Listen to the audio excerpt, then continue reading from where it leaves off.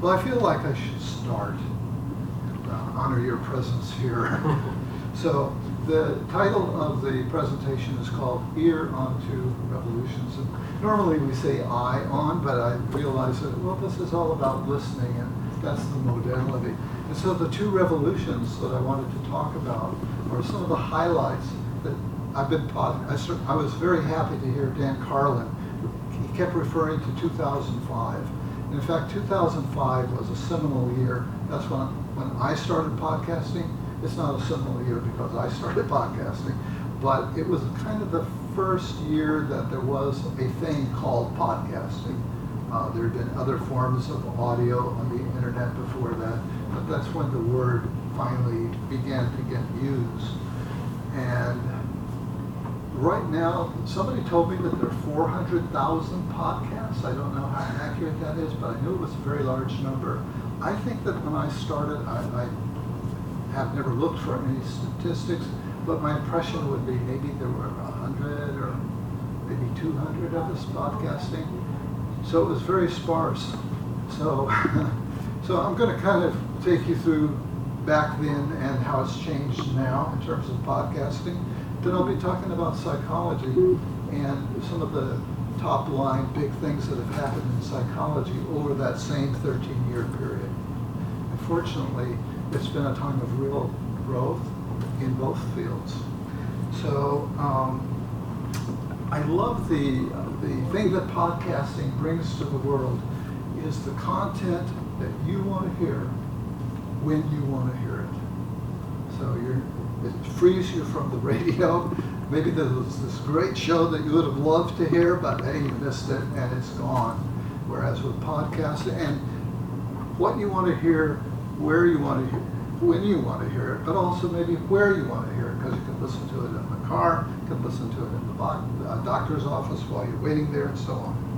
And part of what enabled this as a separate phenomenon was something called an RSS feed. And RSS stands for Really Simple Syndication.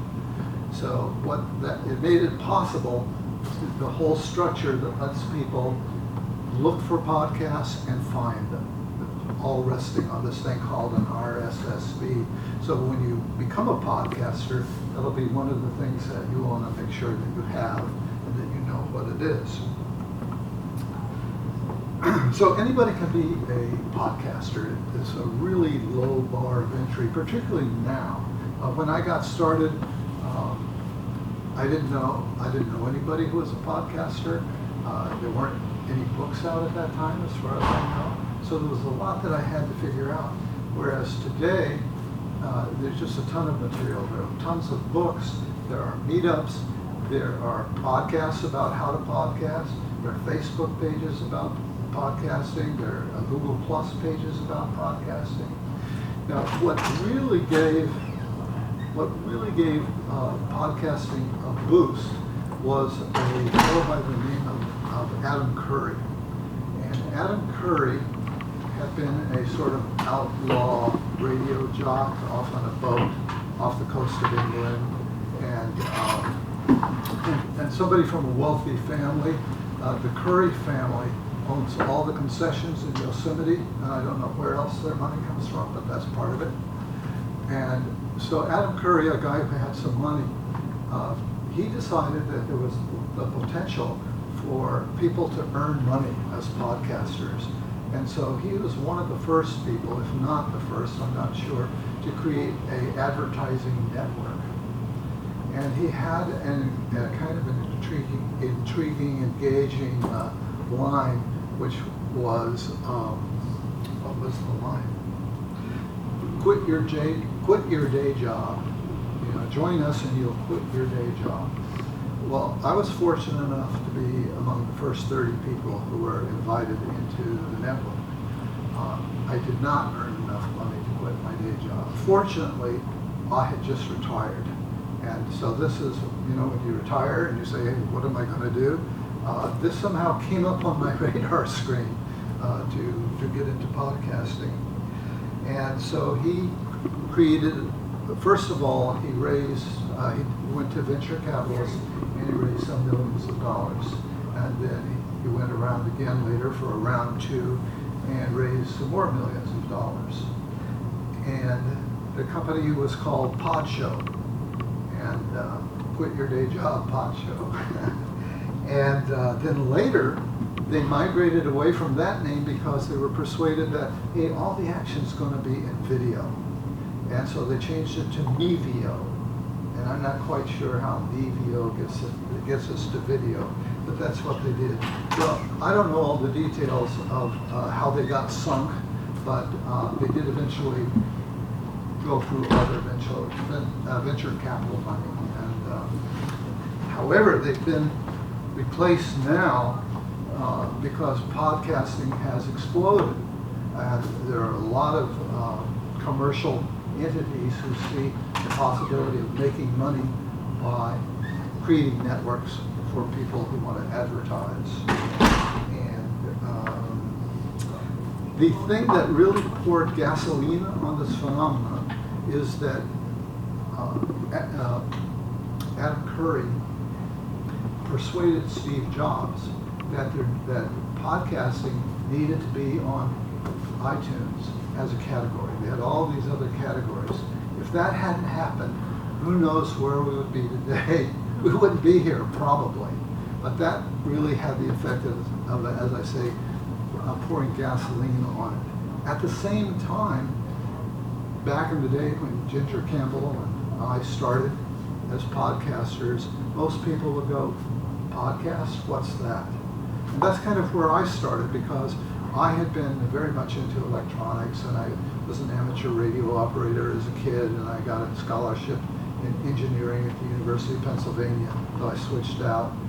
And so I knew something about radios and communication, and I thought, podcasts, I have an iPod. You can't send anybody anything on an iPod.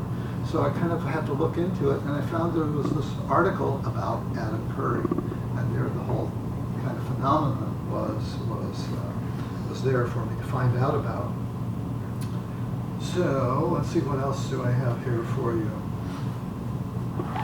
So then the proliferation of ad networks started to happen, and there are a bunch right here. For example, there's Blueberry, Podbean, Radio Public, Midroll, and Audio Boom. Now, I just recently signed a 6-month contract with Audio Boom, and so far it's looking good.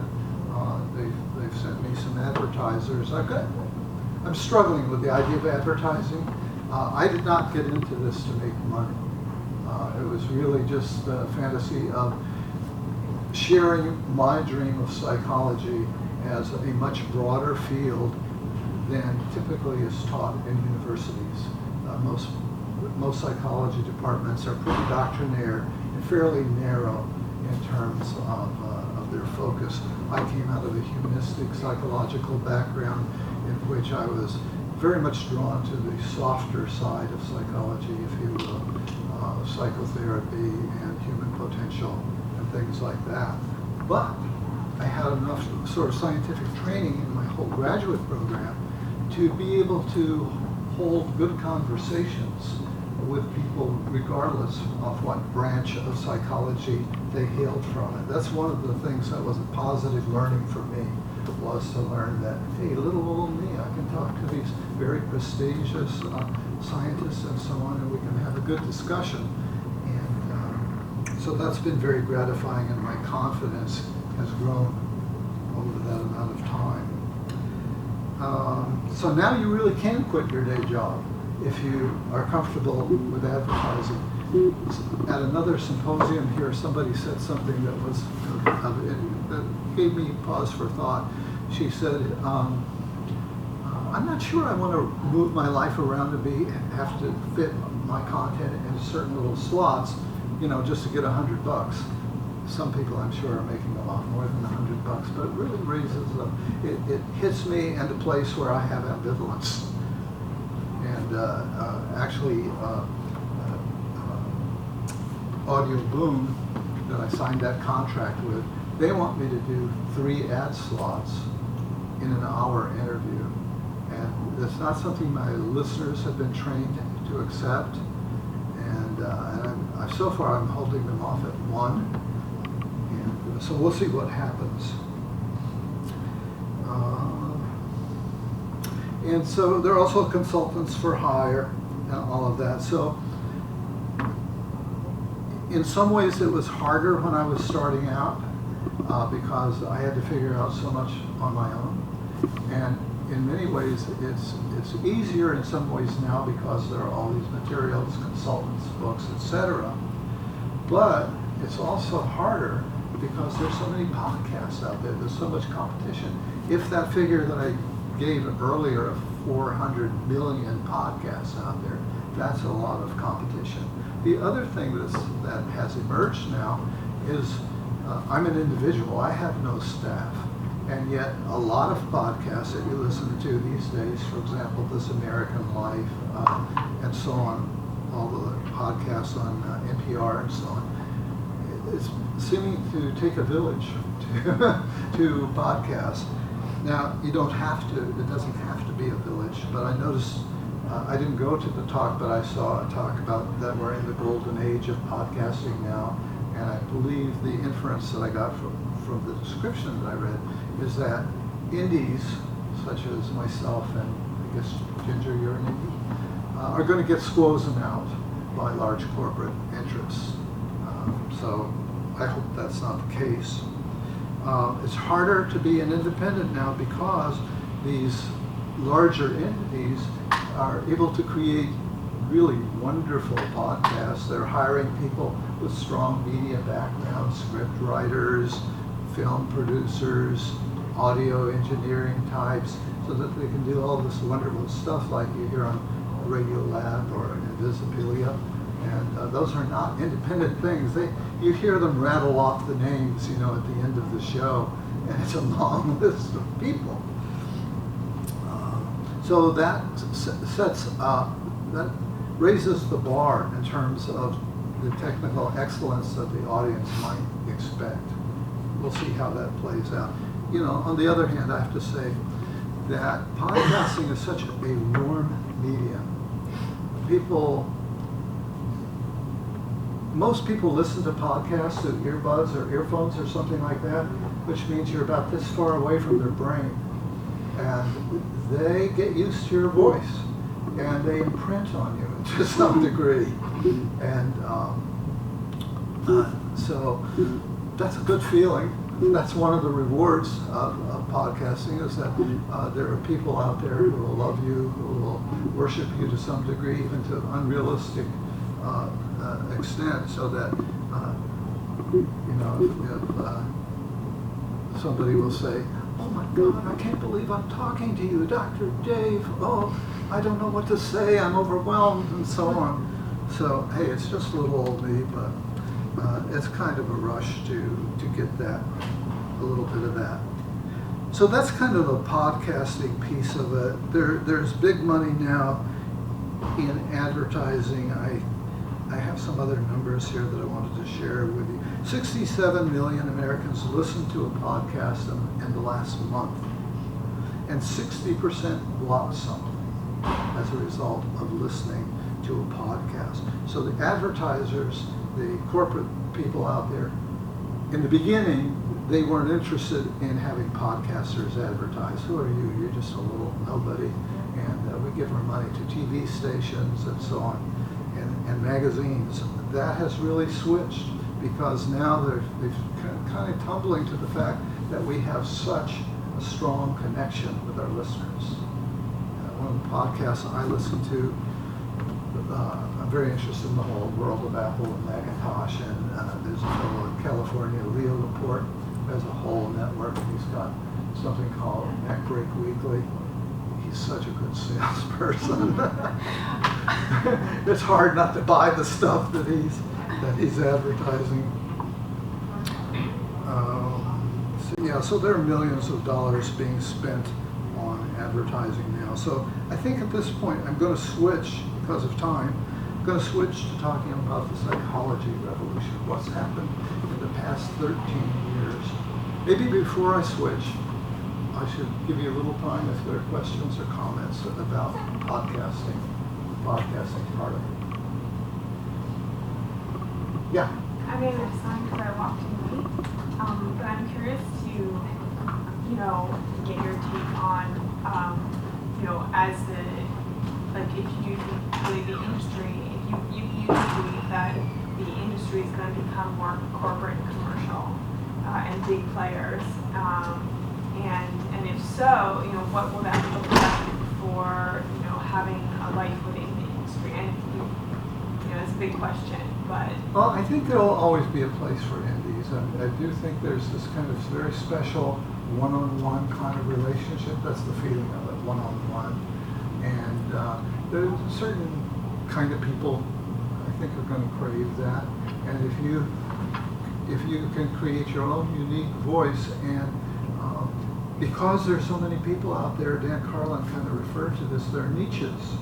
So whatever a person, if you can address one or more niches, you'll be special, because there won't be a ton of other people who are in that niche. So I wouldn't give up hope. And then the advertising thing, you might decide that that is important to you, or you want to quit your day job or whatever. If you work at it, you can probably create that if you're motivated and that's your primary drive.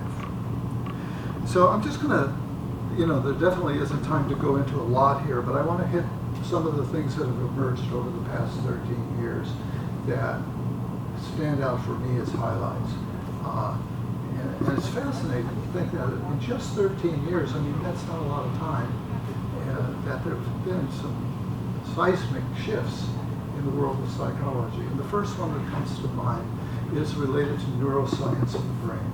And most of that is due to the advent of imaging techniques, which allows scientists to have more sense of what's going on inside the complexity of our brain. Now, when I was in graduate school, I had to take a course called Physiological Psychology. That's what it was called in those days, back in the ancient days. And we had to learn the names of a lot of brain structures, but we really didn't know much about what those brain structures did. So we were learning all these names, and there were some early pioneers that found, that motor activities seemed to be, in one particular area of the brain, and some other kinds of capacities could be sort of broadly pinpointed.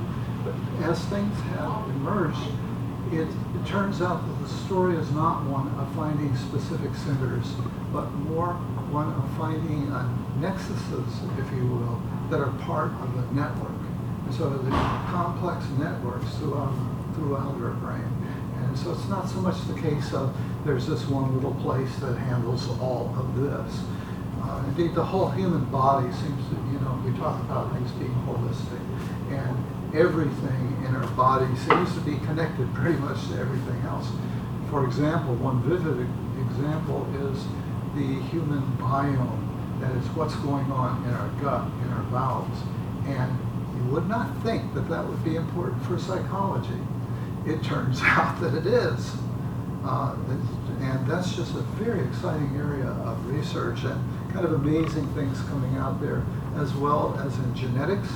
And now we hear a lot of discussion about epigenetics.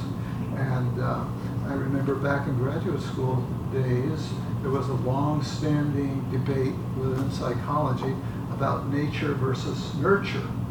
And what's emerged is it's not an either-or situation. And that what happens to you, that we have genetic potentials that need to be activated if they're going to be activated by things that happen in the environment. So that's another very interesting area. Another one that's come into great prominence is trauma. Because of our military involvements in the Middle East and in Vietnam before that, we have a lot of damaged young people who've returned from those conflicts, and they're suffering with PTSD. And that's just a huge field, and it's enlarged the discussion and the conception of trauma.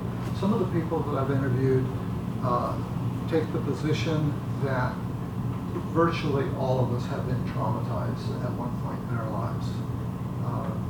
If they were here, they might be able to persuade you of that. I won't hit it too hard, but something I've always noticed is that everybody has a story.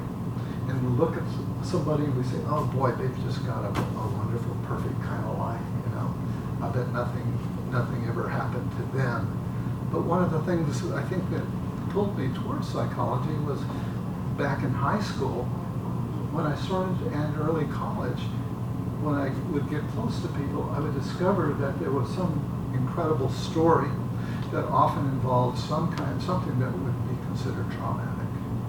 And so it's a lot more universal than we realize. And you know, trauma often plays a role in the roots of addiction. These psychopathologies tend to get stacked up one on the other, and there may be an early thing that's happened that then creates a vulnerability to other, and an invitation for other things to happen. So another field that relates to that very strongly is, I always block on this term, I don't know why. Attachment history, attachment theory. That goes all the way back to Freud in a way, but it's become much more better articulated, and the impacts of attachment, early attachment experiences, and how those manifest themselves in adult life. So a lot of what we know about attachment is sort of post hoc in the analysis of people who are struggling, and then as they're interviewed and they're in long-term therapy and so on, all of this attachment difficulties comes bubbling forward.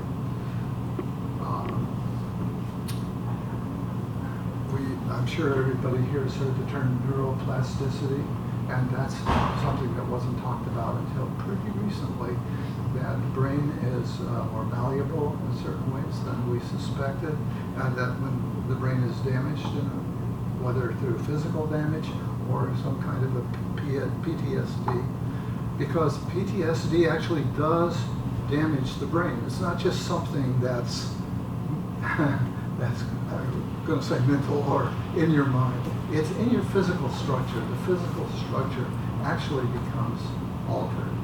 And for other pathologies as well, we find that if you're a chronic worrier, that will manifest somewhere in the brain in a physical kind of way. One of the other new exciting areas is psychology's openness to spirituality, to information coming from Buddhism, the rise of mindfulness and mindfulness meditation is extraordinary. I've been saying to people in interviews that I sometimes wonder if we're in the middle of a mindfulness bubble, because if anybody writes a book about psychotherapy these days, there will be a chapter in it about mindfulness. That's my experience. It's just huge, and no one would have thought it. No one would have guessed it. And here it is. And psychotherapy is changing in lots of ways. For example, we have something now called neuropsychoanalysis. And I remember when I first heard that term, neuropsychoanalysis. But there are people who, again, are correlating things in the physical brain to some of the mental processes and defensive processes that Freud and later neo-analysts have written about. That's a fascinating area. I'm on the board of a podcast and an online magazine that has to do with neuropsychotherapy. There's a really great online journal coming out of Australia called the Neuropsychotherapist, and they're getting better and better. They just started a podcast, it's too bad, and now they're competitors and friends. So when I tried to dig down and figure out, well, just what is neuropsychotherapy, because it sounds so technical, but basically what I figured out, do you need to come in for another session? Okay, I'll wrap it up.